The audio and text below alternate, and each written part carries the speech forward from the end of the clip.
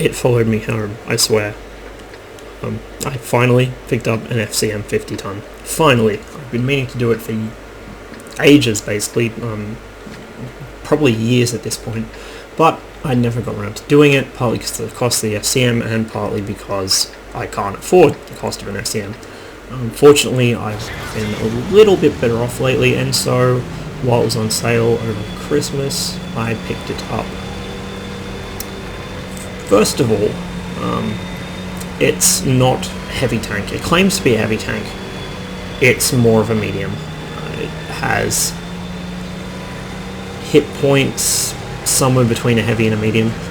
It's the size of a heavy, has the armor of a medium, has the mobility of a very fat medium, and it has a gun very similar to what you would find on the Panther II.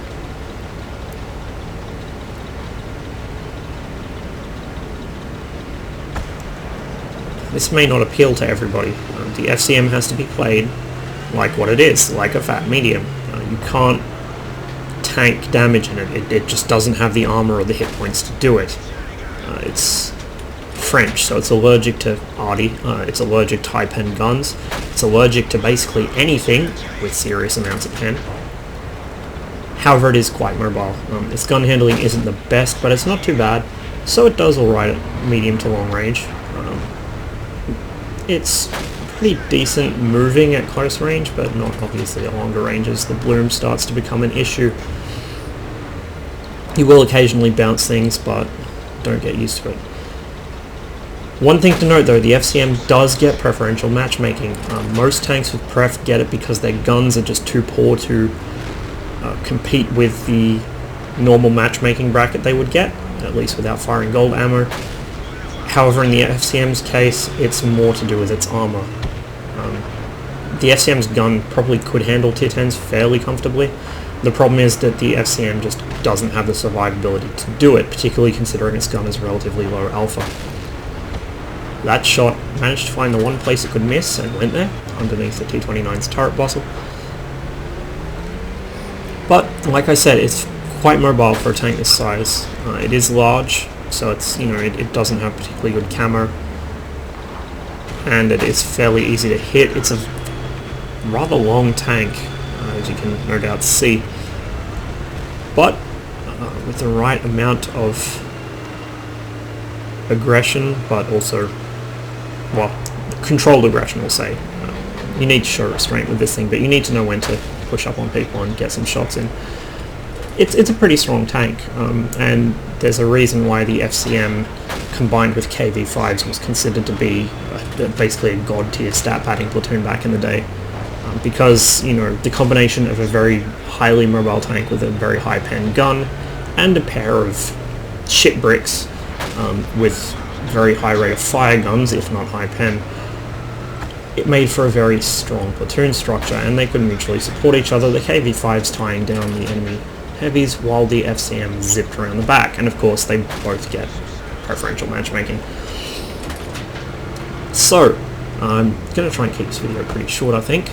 If you're in the market for a French crew training tank, obviously for heavy crews you don't really have much choice. The FCM's not a bad tank. If you're just looking for a premium tank of whatever sort to get credits on, the FCM does pretty well in that regard, but I'd recommend it more for people who are specialised to a medium playstyle. If you are good at the Panther II, you'll be good at the FCM. It's very similar. It's basically just a stretched Panther II. And here I get foiled by an ELC turret. But yeah, I think it's quite a good tank. It's quite strong. It does die fairly quickly if the enemy start focusing on it, so you can't really afford to be the spearhead of an assault, even though you do get pref matchmaking, but you can certainly play second line support quite well. The gun is high penning and accurate enough that you can deal quite a bit of damage over longer ranges, and it does fire fairly quickly. So I wouldn't recommend this tank so much for heavy drivers as medium drivers. It is essentially just a medium in disguise, much the same way the Object 416 is a TD in disguise. And and if you are inclined towards playing the Panther 2 in particular, because it's such a direct comparison between the two, the FCM is something you're definitely going to enjoy. On a more general level, I'm not sure. The FCM doesn't have the survivability I think that many players would enjoy in a heavy tank. I think the mobility would be lost on the average World of Tanks player for obvious reasons. We know what they do with Hellcats. But, I mean, if you're watching this channel, you're probably not an average World of Tanks player, or if you are actually looking to learn, which is, that's all good. That's how I stopped being a complete shitter, and now I'm just partially a shitter. I think it's a good deal. I'd wait for it to go on sale though, because tier 8 premiums are pretty fucking expensive, and with the FCM being one of the better balanced ones, I don't think it's going to be leaving the premium store anytime soon. So, not really a proper review, not really proper anything. It was just a quick match to show off, how this tank plays. Again, hay fever, sorry.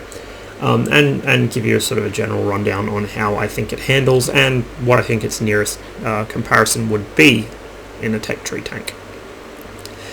As for how I performed in this thing so far, I had an excellent first day in the FCM with a really good win rate, like 70-something%, and about 1800 average damage, which isn't stellar, but it's, considering it's 1500 hit points, it's not terrible. Unfortunately, my second day was a complete clusterfuck, and most matches I was blown up without being able to do any damage because my teammates decided, instead of being the second line support tank, I would be the bait they would push out of cover in front of the enemy team. Since then I've had some more decent games and I've started to sort of claw my way back up, but it's not something I feel hugely comfortable solo pubbing in. As far as mediums go, the most secure to solo pub in is still the Type 59, as much as I hate to admit it. As boring as it is to play that tank when you've got a T-54 and a Wheezy 120 and a Wheezy 131 and 132 and all the other various tanks based or derived on in some way from the T-54 chassis. The Type 59 is just basically idiot-proof, and it's very easy to carry in, as long as you don't run out of ammunition, which is a big problem for that tank. The KV5 is, it's too slow and too big to really have much hope of carrying if you get a whole team of shitters, which is why I usually play that in Platoon. Although you can solo pub it, it's just, you're kind of rolling the dice, hoping that you've got teammates that can stay alive long enough to help you out.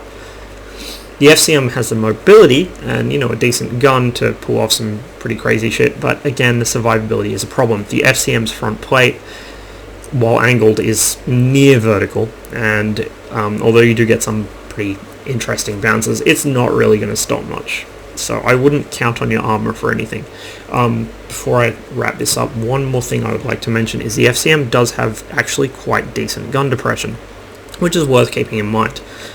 Due to the shape of the turret and the amount of armor on it, it's not really ever going to be much of a hull-down tank like the American heavies are in that sense. But it does give you some flexibility for fighting on hills, as you might be able to get shots off that enemy tanks won't.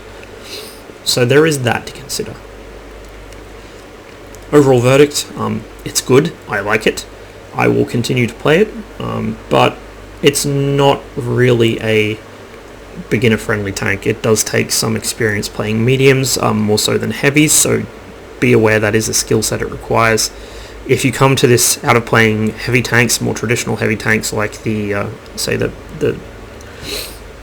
IS-4 line or the E100 or stuff like that, you're probably going to find it very difficult because you're used to having hit points and armor and being slow and having alpha. This is like the opposite of that. It's fast, it doesn't have hit points, it doesn't have alpha, and it doesn't have armor. But it does have, a decent penning gun with decent decent accuracy, not so much handling. It's interesting. I'll leave it at that. The fragility actually may be useful if you are looking at getting into the regular French heavies, because the 5100 is anything but well armored, and so having the ability to get used to something that's relatively weak and will die very quickly, but has quite a potent gun, because I think the 5100 has a very similar gun to this, not the same, but similar. This might be useful to you actually, again, because, you know, the 5100 is also a very large target. So there's another thought. I think the normal price of this thing is pretty steep though, so you want to watch out for those sales. I've talked long enough. Thank you for watching. Hopefully I'll be able to get some more FCM 50-ton stuff up. I think I have a couple more to show. It may even be the next replay. I honestly don't remember. I should check these things before I record, but that would be smart. That's why I don't do it. So we'll see how we go, but I will try and get more footage up of this, because I think it's a very underappreciated tank, particularly given its popularity back in the olden days, air quotes, when, you know, KV-5s were commonly seen in platoons. You know, 2 KV-5s and one of these, or 2 KV-5s and a Type 59, whatever. I hope you enjoyed the video. I'm going to cut it here, so I wish you the best of luck in the field, and I'll see you on the next one.